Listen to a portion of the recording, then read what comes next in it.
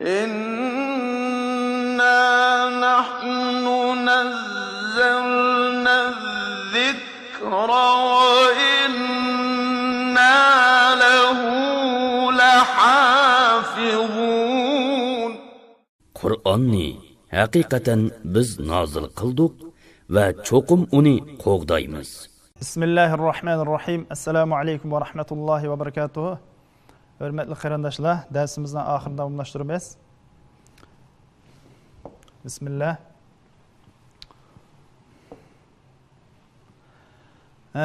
Hozirgi darsimizda so'zlanmoqchi bo'lgan muhim nuqta sakinlik nun va tanvinning ahkamlari.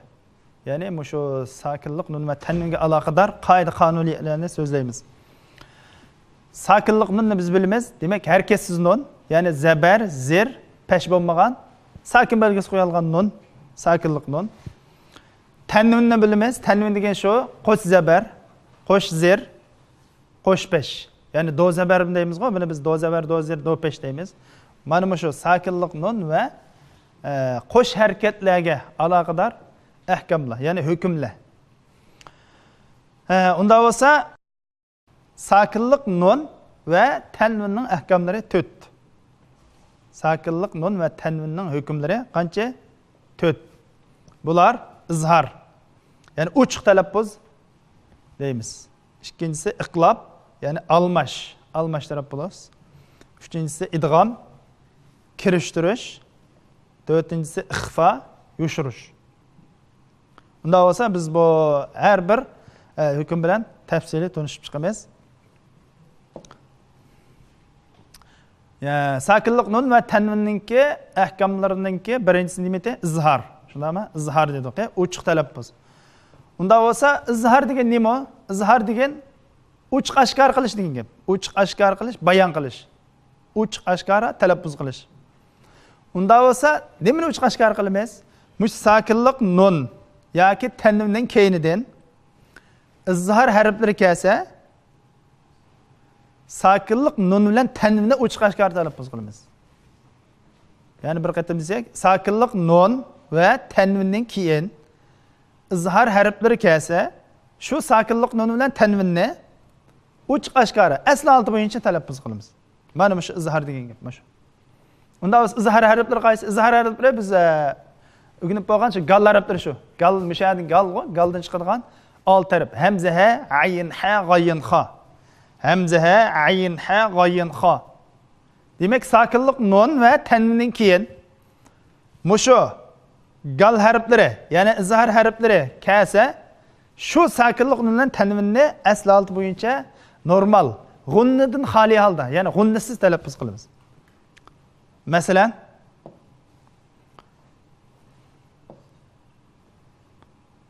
qaranglar, mishada har bir harfga musha izhar harflarininki har birisiga ayrim misollar bor. Qarasak, masalan, hamzaning misoli sakinlik nun keldi. Sakinlik nun. Sakinlik nunning keyin mana hamda hamza keldi. Demak, bu hamza izhar harfidir-ku, ya'ni gal harfining birisi. Sakinlik nunning keyin izhar harfi keldi. Demak, biz nimani izhar qilamiz? Sakinlik nunni. Sakinlik nunni ochiq oshkora asl olti bo'yicha talaffuz qilamiz. Masalan, man amana. Man amana. Man nun chiqdimi? G'unni chiqarmadik biz. Man amana. Man amana desa xato. G'unnidan xoli holda man amana. Normal. Asl olti bo'yicha man amana. Mana shu izhar. Yana birisi sakinlik nunning keyin yana hamza keldi. Va yan'auna. Va yan'auna. Yana birisi tanvin. Mana tanvinning misoli. Tanvinning keyin hamza keldi. Sakinlik nun bilan tanvinni o'xshashdi-ku. Tanvinning keyin hamza keldi, ya'ni o'xshashlam. Azabun alim. Azabun alim. Bun azabun alim. Demak, izhar degan mana shu. Sakinlik nun va tanvinning keyin 6 harf, ya'ni izhar harflari, ya'ni gal harflari bo'lgan 6 harf kelsa, shu sakinlik nun yoki tanvinni asl olti bo'yicha normal talaffuz qilamiz, g'unni chiqarmaymiz. G'unnidan xoli holda talaffuz qilamiz. Unda bo'lsa har bir misolni balla bilan birga o'qib chiqamiz. Balla menga kishib jalliq o'qiysizlar. Haning misolini tortib من هاجر وانهر قوم هاد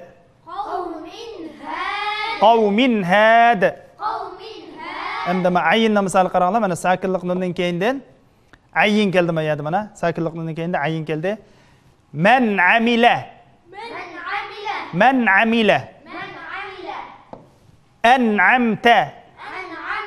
an'amta ajrun azim min ghislin فسينغضون قوما غيركم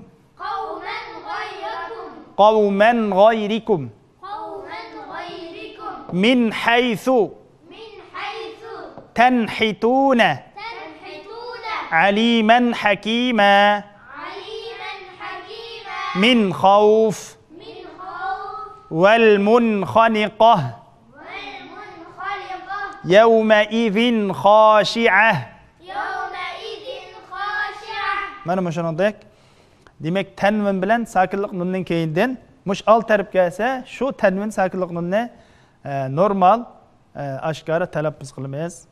Unda bo'lsa, keyingisi mete iqlob. Ya'ni sakinlik nundan tanvinningki ikkinchi ahkami iqlob. Iqlob deganimiz nima degan gap desanglar, bu almashtirish degan gap. Almashtirib etish yoki o'zgartirib etish. Bir harfni yana bir harfga almashtirib etish degan gap. Ya'ni sakinlik nunning keyinidan yoki sakinlik nun va tanvinning keyinidan b harfi kelsa, shu sakinlik nunni tanvinni mimga almashtirib etamiz. Demak, iqlob deganning asli ma'nosi nima edi? Almashtirma talaffuz dedik. Shundaymi? Nimaga almashtirib etamiz desanglar, sakinlik nun bilan tanvinni mimga. Nimishqa? Chunki sakinlik nun va tanvinning keyindan b harf keldi. Sakinlik nun bilan tanvinning keyindan b harf kelsa, shu sakinlik nun bilan tanvinni mimga o'zgartirib etamiz. Masalan, mana qaranglar, mana misol qarsak, sakinlik nun keldi, mana sakinlik nun keyindan nima keldi? B. Demak, bu iqlobningki shartiga tushdimi? Shunga nunni mimga o'zgartib, mana nunning tepasiga kichik bir mim bor, kichik bir mim. Shu mim shu iqlobning belgisi. Endi bunda talaffuz qilgan chog'imizda li zambika. Demak, g'unni bilan birga zambika. Sumbulat.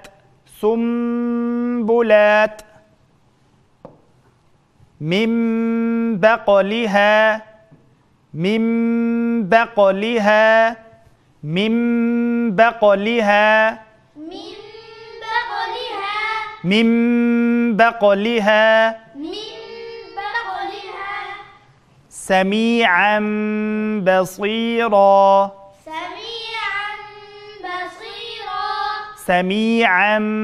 بصيرا لوط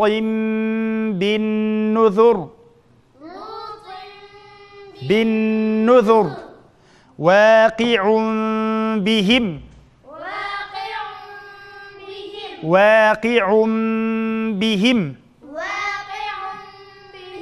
demak mana bu yerda masalga qaraydigan bo'lsak, sakinlik nun va tanvinning keyindan demak b harf keldi.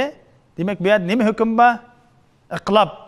Iqlob deganimiz sakinlik nunni yoki tanvinni mimga o'zgartirib etamiz. Unda bo'lsa, keyingi hukm idg'om. Ya'ni 3-hukm idg'om. Idg'om degan nima desanglar, idg'om deganimiz kirishtirib etish degan gap. Ya'ni ikki harfni birlashtirish. Ikki harfni birlashtirib bir harfdek talaffuz qilishni biz idg'om deymiz. Unda bo'lsa, bu idg'omning ayrim harflari bor.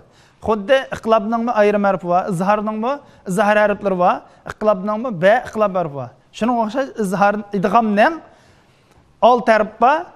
Sakinlik nun va tanvinning keyin shu 6 harf kelsa, ya'ni idg'om harflari kelsa, shu sakinlik nun bilan tanvinni shu keyingi harf bilan birlashtirib o'tamiz. Ya'ni kirishtirib, ikki harfni bir harfdek o'qiymiz. Masalan, idg'om harflari qaysi? Idg'om harflari ya, ro, mim, lam, vav, nun. Yarmaluna degan shu bir kalimaga chaqlaymiz. Yarmaluna degan so'zniki ya, ro, mim, lam, vav, nun. Mush alt harf idg'om harfi. Sakinlik nun va tanvindan keyin idg'om harflari kelsa, shu sakinlik nun bilan tanvinni shu keyingi harf bilan birlashtirib o'tib talaffuz qilamiz. Ya'ni ikki harfni bir harfdek talaffuz qilamiz. Masalan qaranglar. Sakinlik nun keldi, mana bu yerda sakinlik nundan keyin ya keldi. Ya. Demak, yarmalunadiki ya. Demak, ya qanday harf? Idg'om harfi. Shundami?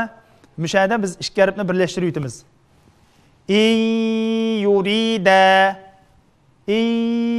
Yurida waylun yawma idhin khayran yarah. Bu yerda tanvindan keyin mana bu misolda tanvindan keyin ya keldi. Shunami o'xshashlam biz idg'om qilib, ya'ni kirishtirib o'tib o'qiymiz. Yana birisi qaranglar. Mir robbihim. Mana nun keldi. Nundan keyin nima keldi? Ro. Ro'ni idg'om harfi, shundami? Demak, mana nun bilan ro'ni birlashtirib bilan biz mir robbihim tawwabar rahima g'afurur rahim. Tanvindan keyin mishada mana misolda qaranglar, g'afurur rahim tanvindan keyin ro keldi. Demak, tanvindan keyin idg'om harfi keldi. Nakum ma'akum bi khayrin minha hamidum majid. Yakul lahu, masalan, mayada qaranglar, nundan keyin nima keldi? Lam keldi. Va lam yakul lahu deb o'qiymiz-ku, yakul lahu. Deganda nundan keyin lam keldi. Demak, idg'om qilib o'tdik. Khayrul lakum deganda o'xshash, tanvindan keyin lam keldi. Khayrul lakum. Waylul likulli. Unda bo'lsa, balla misolni birlik mashq qilamiz. Khayrul lakum.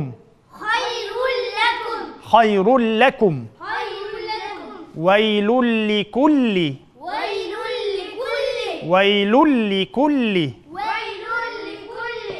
Mawjida. Wa walidin wa ma walad.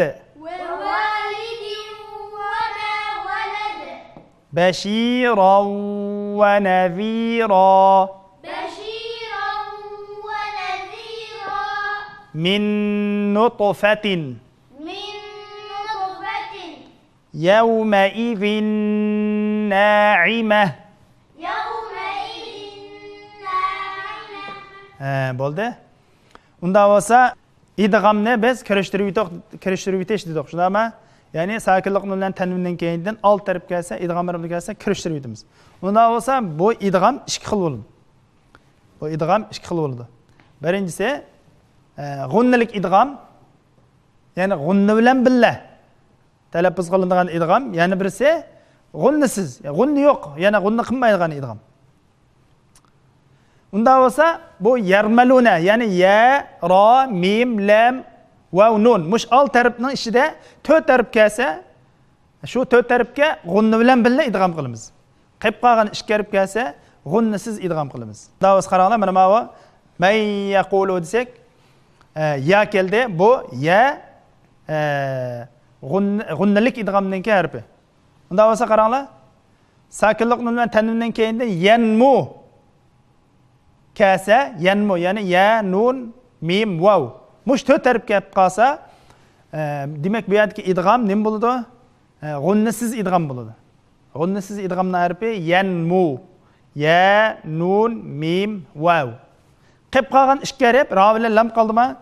Ro bilan lam g'unnisiz idg'omning harfi bo'ladi. Demak, yarmaluna. Ya, ro, mim, lam, vav, nun. 6 idg'am harfini biz 2 ga bo'ldik. Yanmu, ya, nun, mim, vav. 4 harf kelsa, g'unna bilan birga idg'am qilamiz. Qilib qolgan 2 harf, ya'ni ro bilan lam kelsa, g'unnasiz idg'am qilamiz. Ya'ni g'unna qilmaymiz. Endi amaliy misol qaranglar. Sakinlik nunning keyin ya keldi. Bu ya g'unnalik idg'amning. Man yaqulu. Ballah. Man yaqulu. Müşahede. Men yaqulu dese xata. G'unna bilan men yaqulu. من يقول An nafsin. عن نفس Masalan ma. مثلا ما Demek müşahede qanday qildik?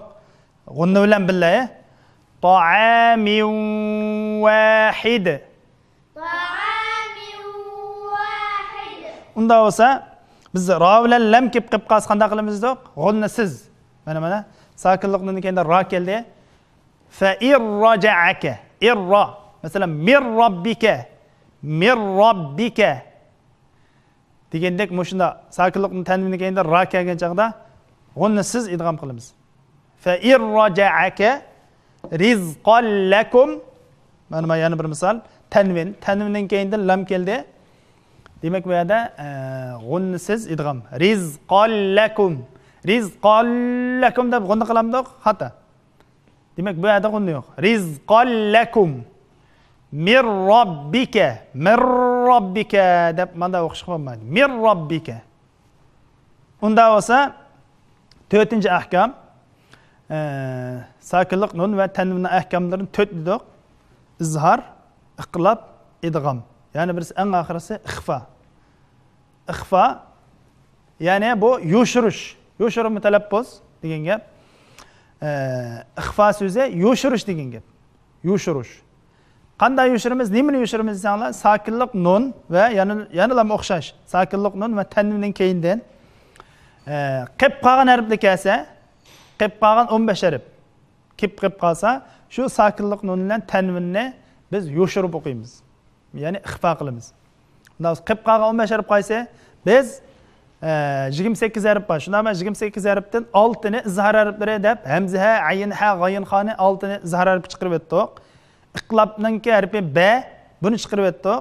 Unidagi idg'amning harfi 6, yarmaluna, buni chiqarib o'tdik. Demak, o'sha qilib qolgan 15 harf bor. Mushu izhar harflari, iqlab harfi va idg'am harflaridan boshqa qilib qolgan 15 harf ixfa harfi bo'ladi. Demak, sakinlik nun va tanvinning keyindan 15 harf kelsa, mushu 15 harf kelsa, ya'ni qilib qolgan 15 harf kelsa, shu sakinlik nun bilan tanvinni ixfa qilib o'qiymiz. Ya'ni yo'shirib o'qiymiz.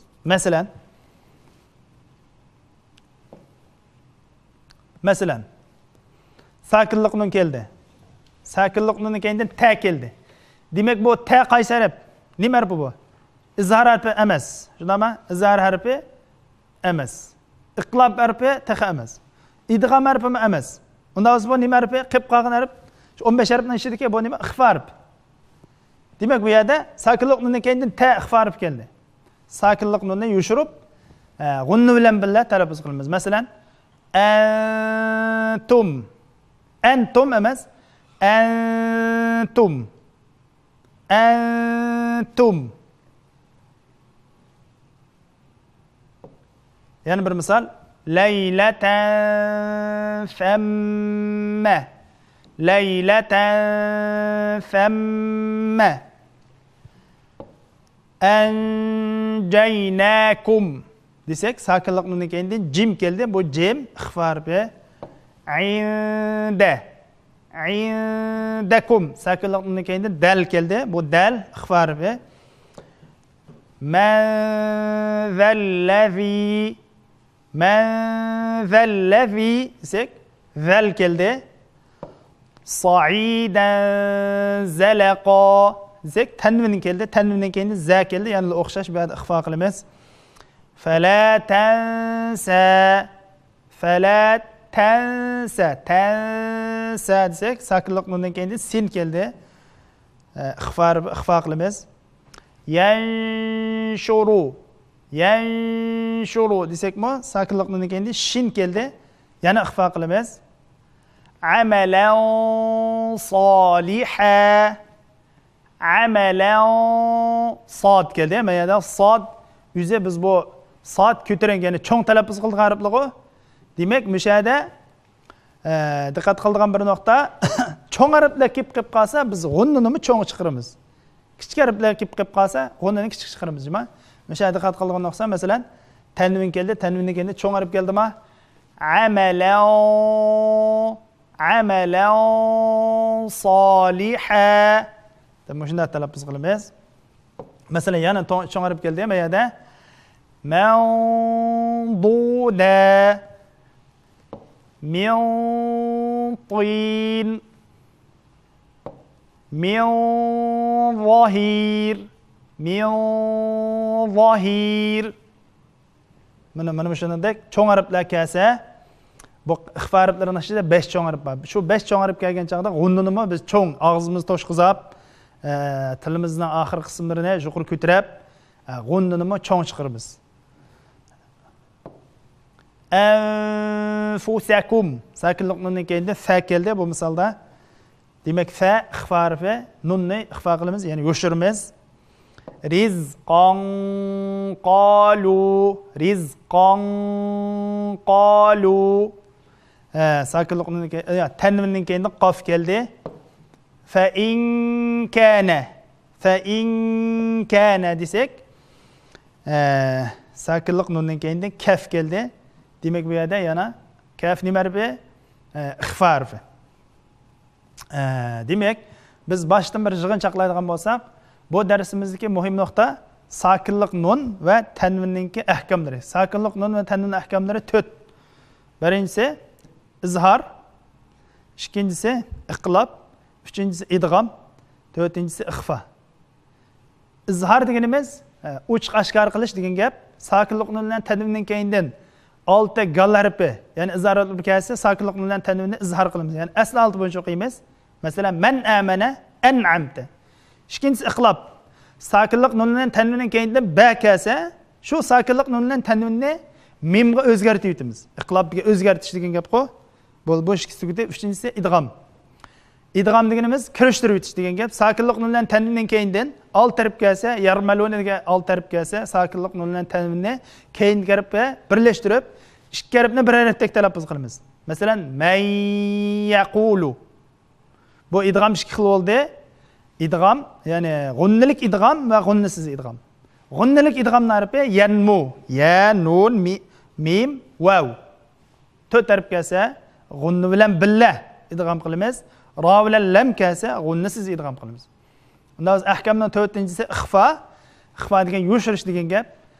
Qilib qolgan 15 harf kelib qolsa, sakinlik bilan tanvinni yoshirib qo'yamiz. Unda bo'lsa, sakinlik nun va tanvinga aloqador hukmlar degan darsimiz o'sha yerda oxirlashdi. Assalomu alaykum va rahmatullohi va barakatuh.